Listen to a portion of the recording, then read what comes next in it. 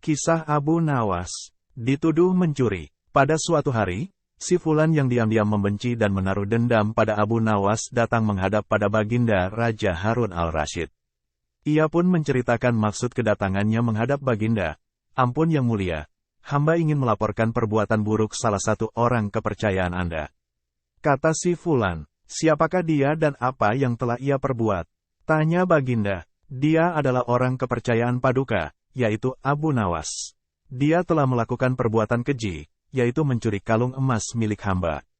Jawab si Fulan. Raja pun terperanajat, kemudian meminta si Fulan menceritakan kronologis kejadiannya. Begini yang mulia, sepertinya Abu Nawas sudah lama mengincar kalung emas hamba.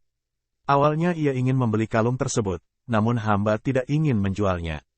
Jelas si Fulan. Sebagai seorang yang bijak, Baginda pun memerintahkan beberapa prajurit untuk menghadirkan Abu Nawas ke istana untuk ditanyai kebenarannya. Karena sudah sangat terhasut oleh penjelasan si Fulan, pembelaan Abu Nawas pun tidak berguna sama sekali. Baginda akhirnya memerintahkan pengawal untuk menjebloskan Abu Nawas ke penjara. Meski sadar ia dipitnah, Abu Nawas tidak berhenti melakukan pembelaannya. Tidak Paduka, hamba sama sekali tidak mencuri, untuk apa hamba mencuri kalungnya? Bela Abu Nawas. Baginda kemudian menjawab, buktinya, orang ini telah membawa selendang milikmu, dan aku pernah melihatmu memakainya.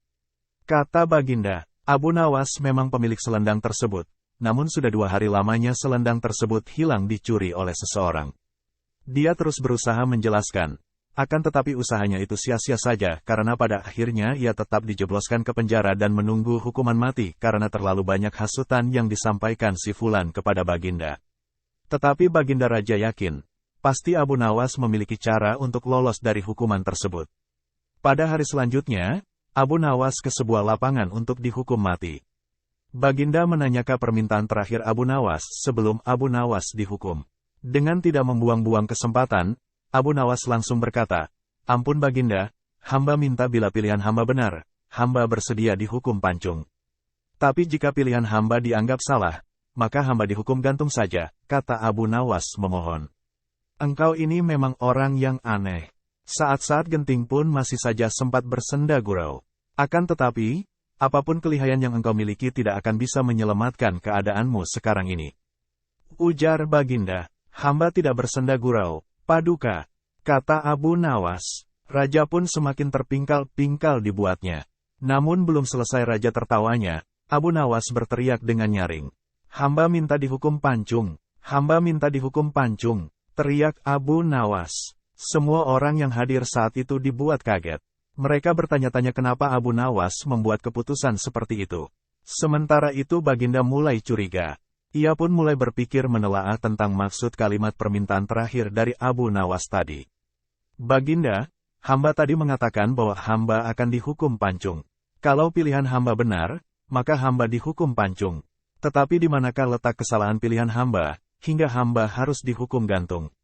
Padahal hamba kan memilih dihukum pancung. Lanjut Abu Nawas. Tidak disangka, kata-kata Abu Nawas membuat raja tercengang. Baginda pun mulai menyadari. Dalam hati Baginda mengakui kehebatan Abu Nawas.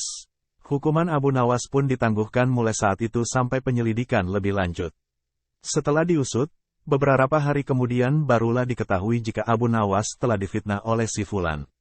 Abu Nawas dilepaskan dari penjara sedang si Fulan pun ditangkap dan dipenjara untuk waktu yang lama.